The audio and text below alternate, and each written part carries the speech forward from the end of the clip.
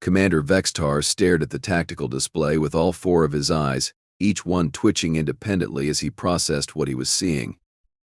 The human vessel hung there in space like a broken toy, sparks cascading from its hull, its atmosphere venting in pretty little streams that would have been beautiful if they weren't so utterly pathetic. "Sir," his weapons officer, Lieutenant Crix, clicked his mandibles nervously. "The human ship is, well, it's still there." "I can see that, you molting fool." Vex'tar snapped, his tail lashing behind him. "The question is why? We hit them with enough plasma to melt a small moon." The bridge of the hegemony dreadnought Razor's Edge buzzed with nervous energy. 27 crew members from 6 different species, all staring at screens that showed the same impossible thing, one tiny human frigate refusing to die.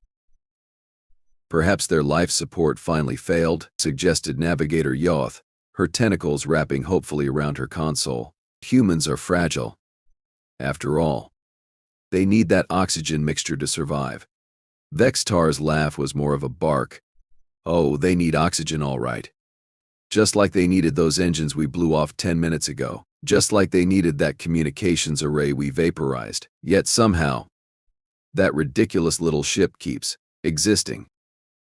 The human vessel, designation UF Defiant, looked like someone had taken a perfectly good starship and run it through a blender.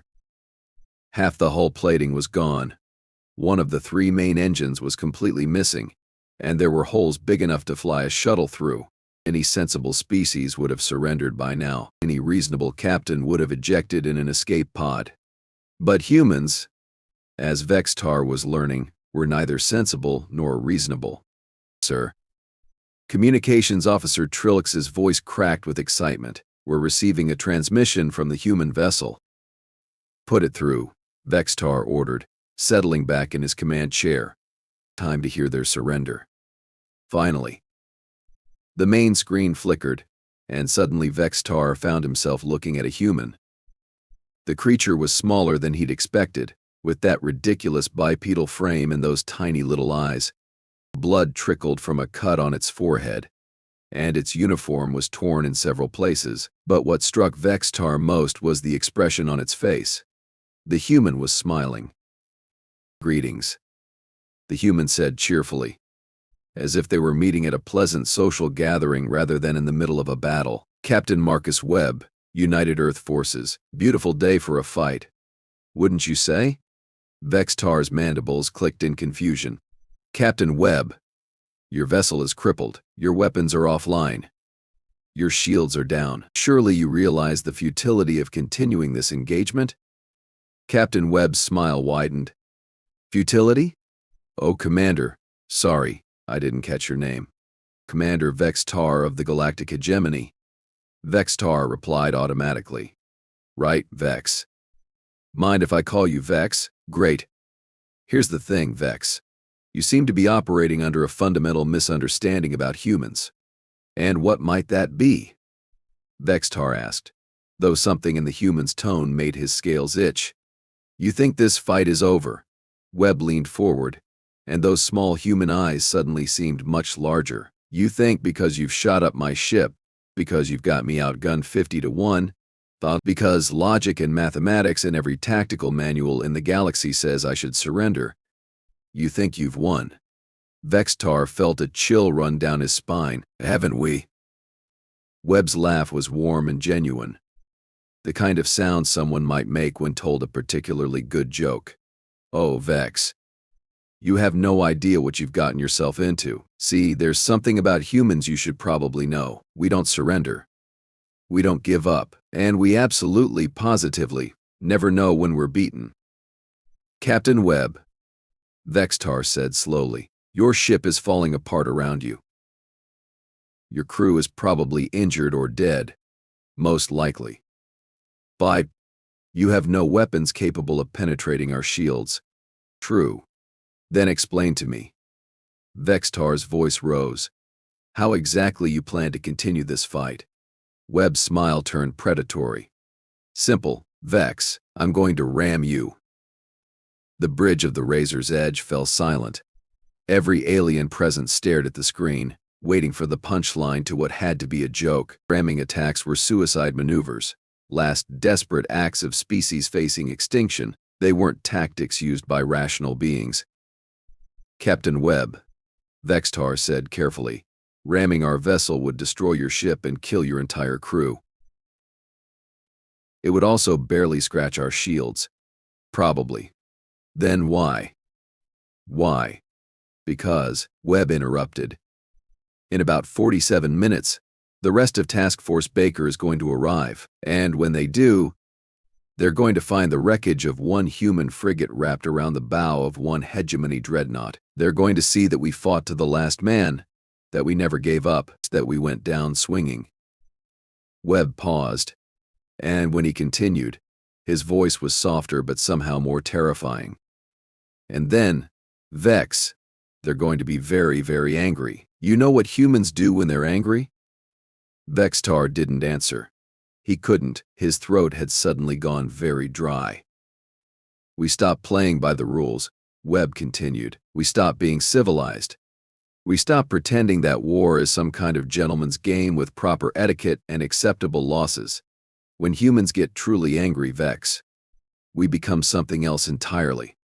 Something that makes the rest of the galaxy remember why they used to tell stories about monsters in the dark." Lieutenant Crix leaned over to whisper in Vex'tar's ear, "Sir, should we just finish them off? A single torpedo would."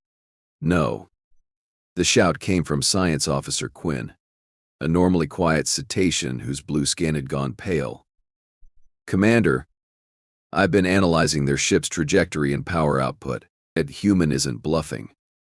He's redirected all remaining power to the engines if he maintains current acceleration. Spit it out. He'll impact our bow in 37 minutes and 12 seconds. The explosion will overload our forward shield generators and leave us vulnerable when the human reinforcements arrive." Vex'tar felt his world tilt. "That's impossible. The power requirements alone." "Sir," Communications Officer Trilks interrupted. "I'm detecting massive energy fluctuations from the human vessel. It appears they've somehow turned their life support system into a secondary reactor." "They what?" Vex'tar's tail thrashed violently. "That would poison their atmosphere. They'd suffocate in minutes." "I know, sir. But it's also giving them enough power to maintain ramming speed." On the screen, Captain Webb was still smiling. Behind him, Vex'tar could see other humans moving around what was left of their bridge, working frantically at damaged consoles. None of them were wearing breathing masks. None of them seemed concerned about the toxic atmosphere they were creating. "Captain Webb," Vex'tar said desperately, "this is madness. You're killing yourselves for nothing." "For nothing?" Webb's expression hardened. "Vex, you and your hegemony buddies made a big mistake when you decided to attack human colonies. You want to know what you did wrong? Enlighten me. You tried to make us afraid. You thought if you hit us hard enough, fast enough, we'd crumble like every other species you've conquered. You thought humans were just another collection of weak, rational beings who'd do a cost-benefit analysis and decide that resistance wasn't worth it." Webb stood up, and Vex'tar realized the human was swaying slightly, probably from oxygen deprivation. "But here's the thing about humans, Vex. We're not rational. We don't do cost-benefit analyses when our families are threatened. When someone hurts the people we care about, we don't calculate acceptable losses or strategic withdrawals. We get mad. And when humans get mad," Webb's smile returned. But this time it was all teeth. "Well, let's just say you're about to find out, Commander." Tactical Officer Brin's voice was high with panic. "I'm reading massive structural stress in the human vessel. Whatever they're doing to their engines, it's tearing their ship apart. Can we stop them?" Vex'tar demanded. "Our weapons can't penetrate their engine shielding from this angle.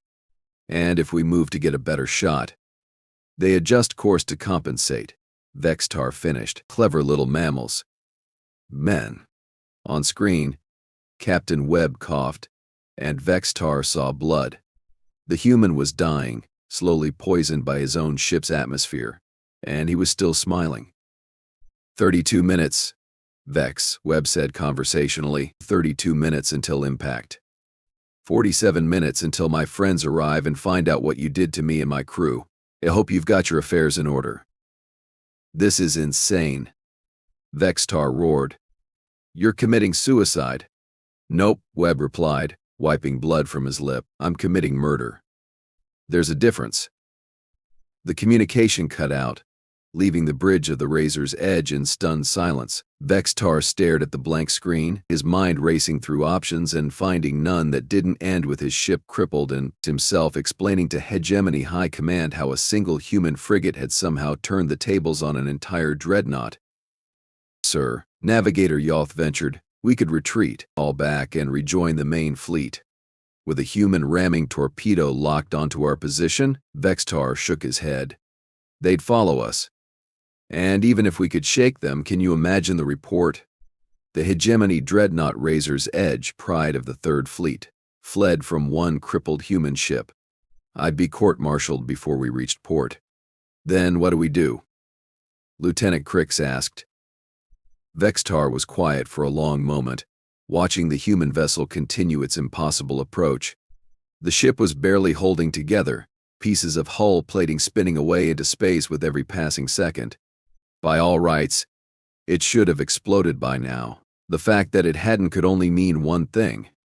The humans were keeping it together through pure, stubborn will.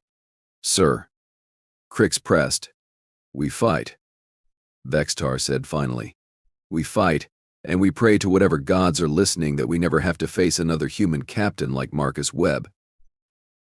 But even as he said it, Vex'tar had the sinking feeling that Marcus Webb wasn't unique among his species, and if that was true, if all humans possessed this same insane refusal to accept defeat, the hegemony was in serious trouble. 28 minutes to impact. Vex'tar paced his bridge like a caged predator, his claws clicking against the metal deck plating. Every sensor on the Razor's Edge was focused on the approaching human vessel, and what they showed defied everything he understood about physics, engineering, and basic survival instinct. The UF Defiant should have been a cloud of superheated plasma by now. Instead, it kept coming, held together by what could only be described as malicious intent and a complete disregard for the laws of thermodynamics. Engineering report. Vex'tar barked. Chief Engineer Multh, a six-armed hexapod whose species was renowned for their technical expertise, looked up from his console with all three of his eye stalks twitching in distress. Commander, I don't understand what I'm seeing. The human vessel's structural integrity should have failed 12 minutes ago. Their engine output is generating heat levels that would melt our hull, yet somehow they're maintaining acceleration. How? I honestly don't know, sir. It's as if they've convinced their ship to ignore basic metallurgy. Lieutenant Crix leaned over his weapons console. Sir, I could try targeting their engine exhaust ports if we could destabilize their reactor containment. Negative. Vex'tar cut him off. If that reactor goes critical while they're this close, the explosion will take us with them. The human gets the same result either way. On the tactical display, the Defiant continued its relentless approach. Vex'tar could see the ship literally falling apart as it flew, chunks of superstructure spinning away into the void. But the core of the vessel, that stubborn nucleus containing Captain Webb and whatever remained of his crew, kept coming. 24 minutes to impact, Navigator Yoth announced, her voice barely above a whisper. Commander, Science Officer Quinn spoke up. I've been running probability calculations on the human reinforcement scenario Captain Webb mentioned. And if a human task force does arrive and finds evidence that we destroyed one of their ships, Quinn's cetacean features went even paler. Sir, I've reviewed human military history. When they believe their people have been murdered, they don't follow standard rules of engagement. Meaning they won't try to capture us for interrogation. They won't offer terms of surrender. They'll board our ship and kill every living thing they find, then use our corpses as target practice. A collective shudder ran through the bridge crew. Vex'tar had heard whispers about human boarding actions, stories that were usually dismissed as propaganda or exaggeration. Supposedly, human Marines didn't just defeat enemy crews, they made examples of them. They turned conquest into art, defeat into theater. Sir. Communications Officer Trilix's voice cracked with excitement. I'm receiving another transmission from the human vessel. Put it through, Vex'tar ordered, though he dreaded what he might see. The screen flickered to life, revealing Captain Webb's bridge. The scene was even worse than before. Emergency lighting cast everything in hellish red shadows, and the air was so thick with smoke and toxic fumes that Vex'tar could barely make out individual figures. Several consoles were on fire, and the deck was littered with debris. But Captain Webb was still there, still standing, still smiling. Hey there, Vex. Webb called out cheerfully, though his voice was noticeably hoarser. Just thought I'd check in, see how you're doing. Having a good day? Captain Webb, Vex'tar began. Surely we can reach some kind of arrangement. Oh, we already have an arrangement, Webb interrupted. In about 22 minutes, my ship is going to punch a very large hole in your ship. Then my friends are going to arrive and finish the job. I'd call that a pretty solid arrangement, wouldn't you? Behind Webb, Vex'tar could see other humans moving around the destroyed bridge. They worked with mechanical precision despite the toxic atmosphere, despite the fires, despite the fact that their ship was literally disintegrating around them. One female human was jury-rigging what looked like a targeting system from spare parts and sheer bloody-mindedness.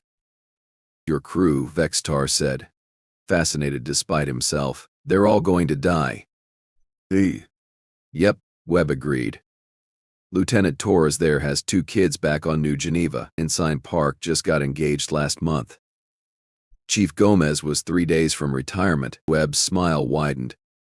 And they're all absolutely thrilled to take you bastards with them. That makes no sense. Sure it does, Webb replied. See, you made this personal when you attacked our colonies. You killed our people, burned our homes, murdered our families. So now it's not about tactics or strategy or acceptable losses. Now it's about revenge. Vex'tar felt his blood run cold. Revenge was an emotion most civilized species had evolved past. It was inefficient, counterproductive, ultimately self-destructive. But humans. Kissy, you're monsters, he whispered. Webb's laugh was genuinely delighted. Finally. I was wondering when you'd figure that out. Yes, Vex, we're monsters. We're the things that evolved on a death world so hostile that everything else on the planet was actively trying to kill us. We're predators who learned to hunt in packs, tool users who turned warfare into an art form, social creatures who will literally die before abandoning our tribe. The human captain leaned forward, and through the smoke and flames, his eyes seemed to glow. But here's the really scary part. Vex, we're monsters who learn to love.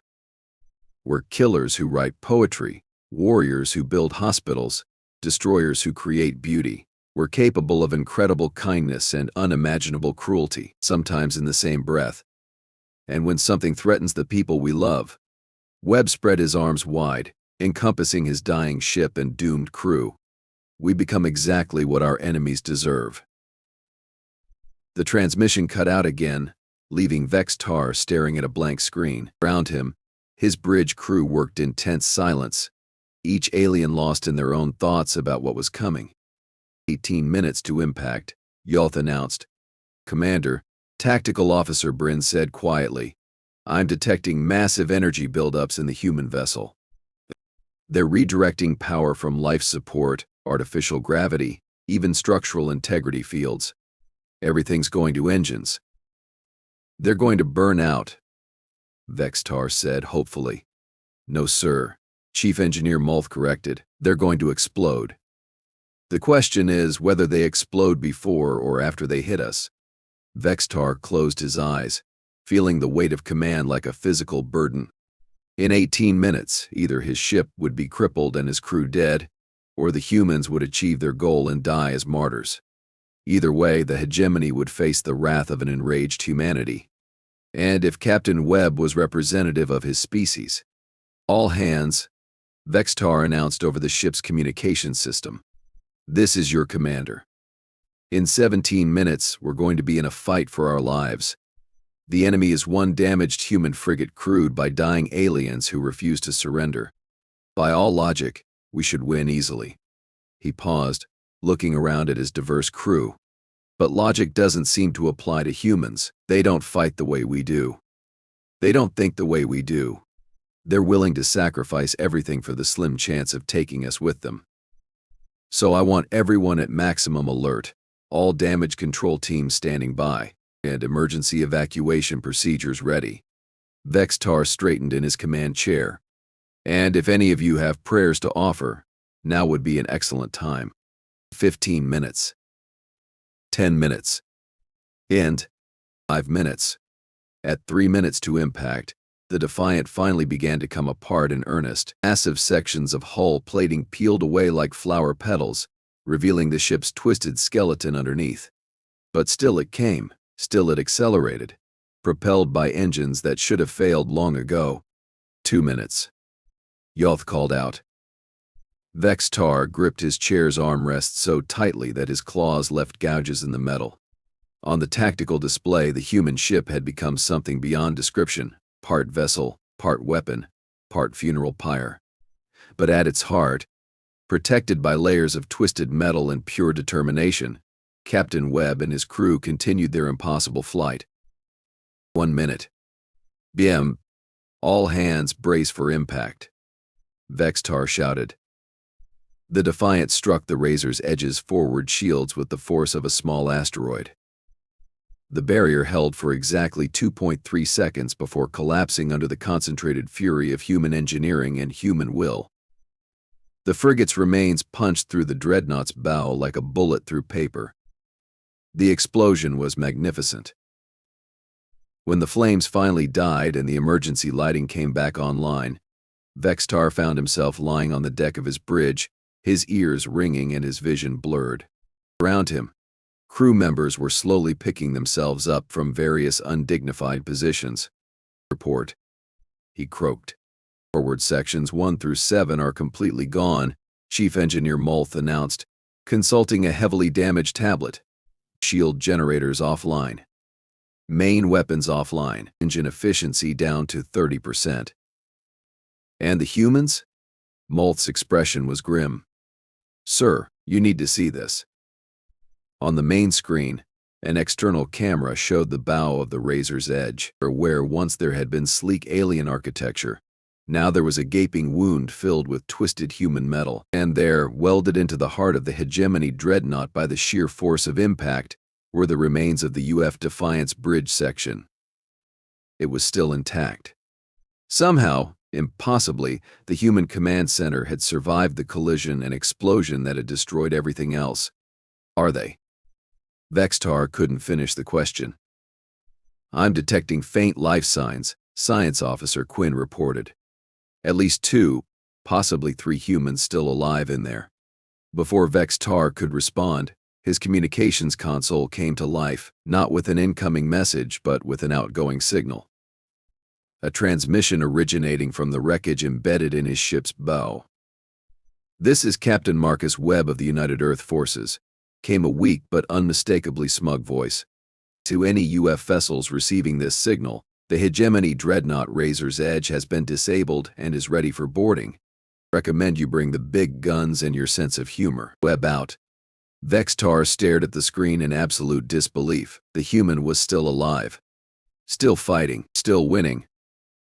"Sir," Navigator Yoth said quietly, "I'm detecting multiple hyperspace signatures approaching our position."